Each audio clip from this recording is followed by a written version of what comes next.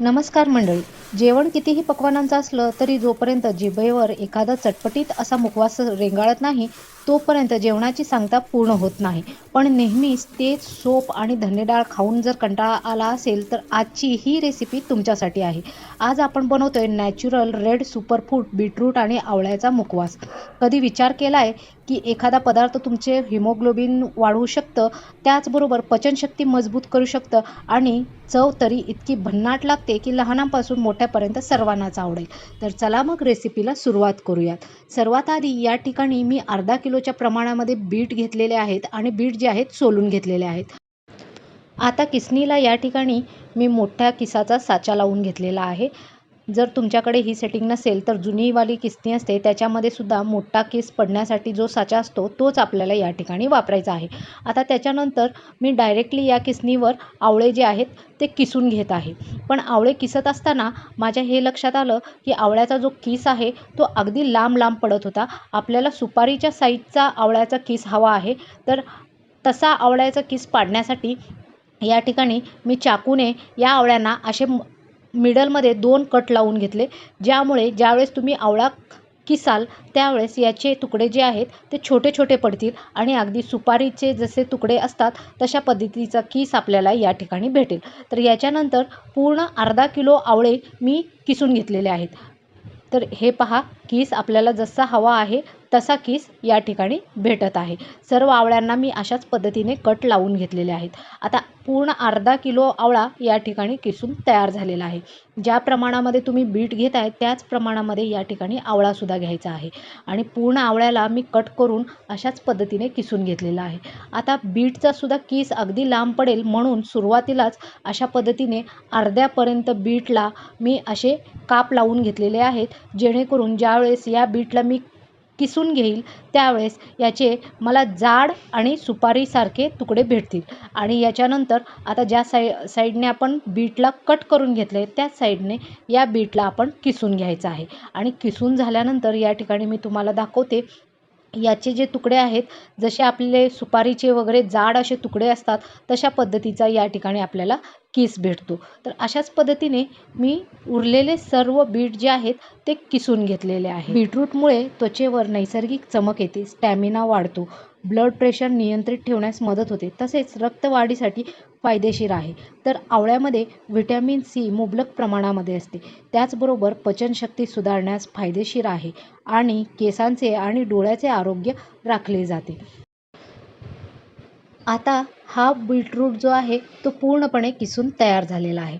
आता याच्यानंतर आपण जो आवळा बाजूला किसून ठेवलेला होता तो पूर्ण याच्यामध्ये मिक्स करून घ्यायचा आहे आणि मिक्स करून झाल्यानंतर याला हाताने सुद्धा चांगलं 2 ते 3 मिनटापर्यंत व्यवस्थित मिक्स करायचं आहे आणि याच्यानंतर आपण याचा मसाला तयार करून घेणार आहोत.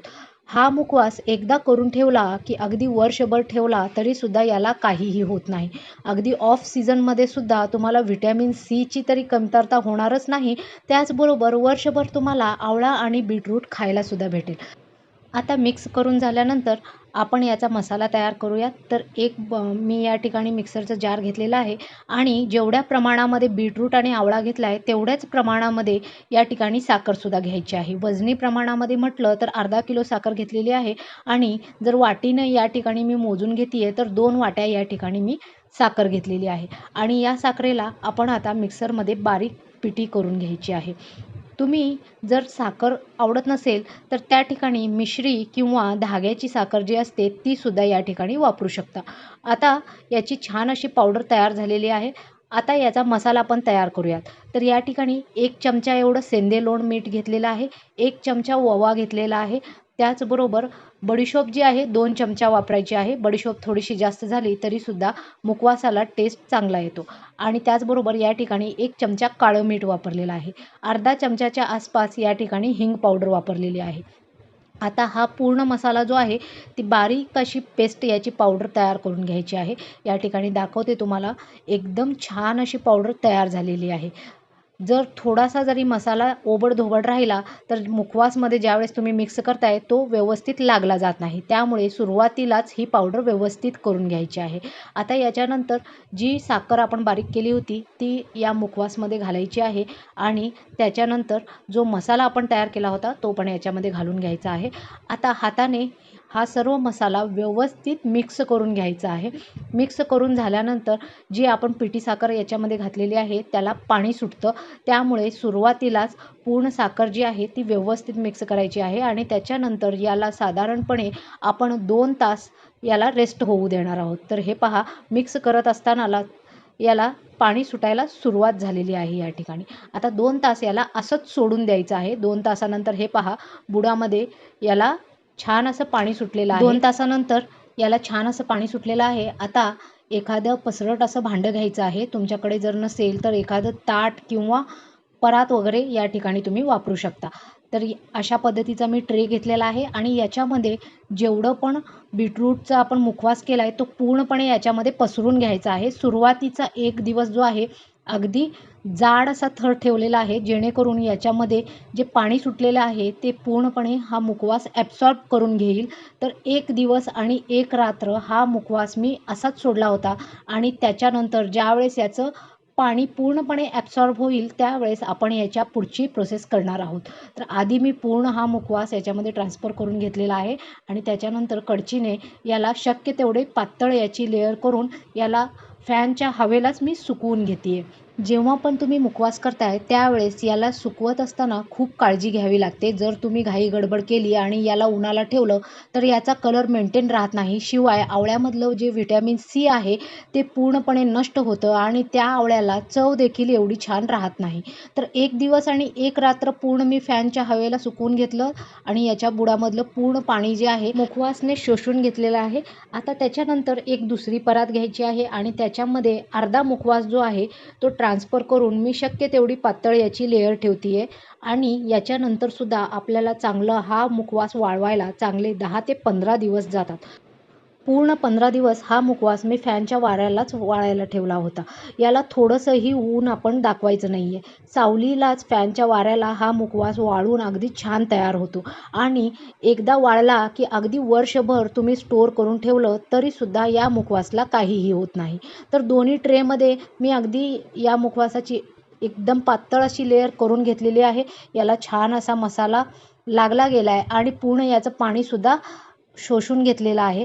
आता या दोन्ही पराती मी फॅनच्या वाऱ्याला चांगलं 15 दिवसापर्यंत अशाच पद्धतीने ठेवून देणार आहे आणि 15 दिवसानंतर या ठिकाणी तुम्हाला दाखवते मुखवासचा कलर किती छान आलेला आहे. याचा आवाज पण तुम्हाला ऐकू येत असेल. एकदम एकदम आवळा सुपारी वगैरे जशी आवाज करते तशा पद्धतीचा हा मुखवास तयार झालेला आहे. तुम्ही एकदा ड्राय करून अशा पद्धतीने याला एखाद्या काचेच्या बरणीमध्ये वगैरे स्टोअर करून ठेवलं तरीसुद्धा वर्षभर या मुखवासाला काही होत नाही. अगदी ऑफ सीझनमध्ये सुद्धा आवळा आणि बीटरूट तुम्हाला घरामध्येच खायला भेटेल. 2 दिवस अगोदरच मी या ठिकाणी पुदिन्याची आणि त्याचबरोबर खायची पानं जी असतात ती फॅनच्या वाऱ्याला सुकायला ठेवली होती आणि तीसुद्धा सेम पद्धतीने मी सुकवून घेतलेली आहेत. आता यांनासुद्धा अशा पद्धतीने स्मॅश करून याच्यामध्ये घालायचं आहे.